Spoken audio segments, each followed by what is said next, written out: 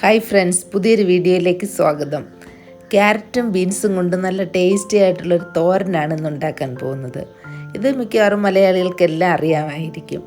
എന്നാൽ ഒരുപാട് പേരുണ്ട് ഇത് അറിയാത്തവരായിട്ട്. അപ്പോൾ അവർക്കും കൂടെ വേണ്ടിയാണ് ഞാനിത് ഉണ്ടാക്കുന്നത്. നല്ല ഫ്രഷ് ആയിട്ടുള്ള ബീൻസാണ്. ഇതിങ്ങനെ കയ്യിൽ വെച്ച് അരിയുമ്പോഴാണ് ഇതിന് നല്ല ഷേപ്പ് കിട്ടുന്നത്. പക്ഷേ ഇപ്പോഴുള്ള ചിലർക്കൊക്കെ ഇത് അറിയാൻ വഴിയില്ലായിരിക്കും. അപ്പോൾ അവർ ചോപ്പർ ഉപയോഗിക്കുക, അല്ലെങ്കിൽ കട്ടിംഗ് ബോർഡ് വെച്ച് ഇത് നല്ല കനം കുറച്ച് അരിഞ്ഞെടുക്കുക. ക്യാരറ്റും അതുപോലെ അരിഞ്ഞെടുത്തിട്ടുണ്ട്. ഇനി ഇതിൽ ചേർക്കാനായിട്ട് ഒരു സവാള ചെറുതായി അരിഞ്ഞതും കുറച്ച് വെളുത്തുള്ളിയും പച്ചമുളകും എടുത്തിട്ടുണ്ട്. എരിവൊക്കെ ആവശ്യാനുസരണം ചേർക്കാം. സവാള അല്ലെങ്കിൽ ചെറിയ ഉള്ളിയാണ് കൂടുതൽ നല്ലത്. പാനിൽ എണ്ണ ഒഴിച്ച് ചൂടാക്കി അല്പം കടുകിടാം. ഇതിലേക്ക് 1-2 വറ്റൽമുളക് കൂടി ചേർത്തൊന്ന് കടുക് പൊട്ടിച്ചെടുക്കുക. അതിനുശേഷം 1 ടീസ്പൂൺ ജീരകവും അല്പം കറിവേപ്പിലയും കൂടി ഇടാം.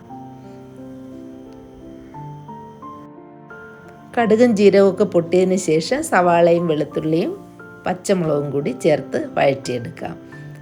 ഇത് 1-2 മിനിറ്റ് ഒന്ന് വഴറ്റിയെടുക്കണം. നന്നായിട്ട് മൂക്കുകയൊന്നും വേണ്ട, ഒന്ന് കളർ മാറിയാൽ മതി. ചാനൽ ഇതുവരെ സബ്സ്ക്രൈബ് ചെയ്തിട്ടില്ലെങ്കിൽ ഒന്ന് സബ്സ്ക്രൈബ് ചെയ്തേക്കണേ. ഇതിലേക്ക് ക്യാരറ്റും ബീൻസും കൂടിയിട്ട് വഴറ്റണം. 2-3 മിനിറ്റ് വഴറ്റാം. ആവശ്യത്തിനുള്ള ഉപ്പ് ചേർക്കാം. സ്ലോ ഫ്ലെയിമിൽ വഴറ്റിയെടുക്കാം. അല്ലെങ്കിൽ ഇപ്പോൾ തന്നെ ഇതിൻ്റെ വെള്ളമെല്ലാം വറ്റിപ്പോകും. ഇതിൽ എക്സ്ട്രാ വെള്ളം അല്പം പോലും ചേർക്കുന്നില്ല.